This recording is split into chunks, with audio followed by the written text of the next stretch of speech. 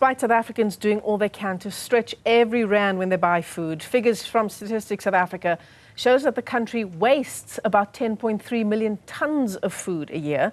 The Competition Commission has today released a report looking into food prices in recent months. Well, our business reporter, Ntokozo Khumalo, is joining us now for an update. And in fact, she's in an aisle at a supermarket carrying a basket. Ntokozo, how does this impact the kinds of choices I make, given the kind of pressure that consumers are under? When I'm going to the shops, I have to be very circumspect. Absolutely, Michelle. It's a little bit more work that we have to do as consumers to ensure that while we are trying to stretch our bucks so that we get all the items we need on a monthly basis for our pantry, we also don't waste on those products, which actually then increases the amount of money that we need to spend on our groceries. And as you said, that essential food pricing monitoring reports out of the Competition Commission looking at products such as this. So the aisle that I am in is the essential products aisle that I'm sure a lot of mothers know about, because so far it's been mothers walking up and down after their after-school pickups looking for just those products to fill up the pantry. And that report, Michelle, since last year, the Competition Commission releases the report twice a year, ensuring that products such as this, maize meal, rice, the cooking oil that I already have in my basket have increased due to those price jumps over the last year. And where that wastage come in, Michelle, is when we look at vegetation that has also seen a price jump, such as potatoes, onions, tomatoes. Buying those in bulk or buying them to push you, but they end up getting wasted. So you end up wasting that money that you've then spent on your grocery shop. But the finding for this year, Michelle, in the first report for the year, is that a lot more consumers are turning to canned, pilchard products such as this to really make their money stretch even further. And of course, we did see the effects of the avian flu last year that saw chicken and the price of eggs also skyrocket. So the trend being, since the tail end of last year, people really turning back to your cooked beans, your cooked or your canned beans and canned pilchard for those solutions. Rice, another product that has really jumped up in price. And hearing from the Pietermaritzburg Economic Justice and Dignity Group saying that per person, about 520 rand is spent, Michelle, on these grocery items, which is concerning because they say the poverty line is at just above 700 rand. So I'm about to see how much these products actually add up to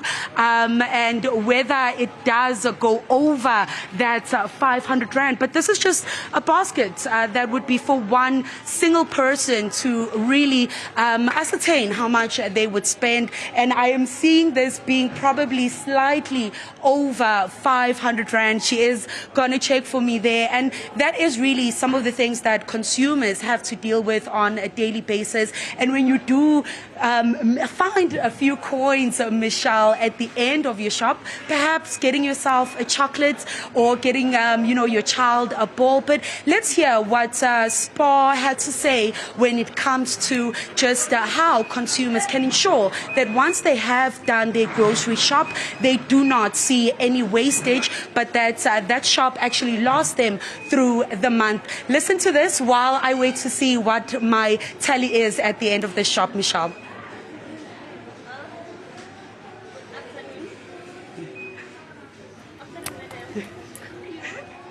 All right, I'm trying to see what the total was there at the till. Ntokozo, we don't have that bite from SPAR just yet. But if you can still hear us, KG, can she still hear us?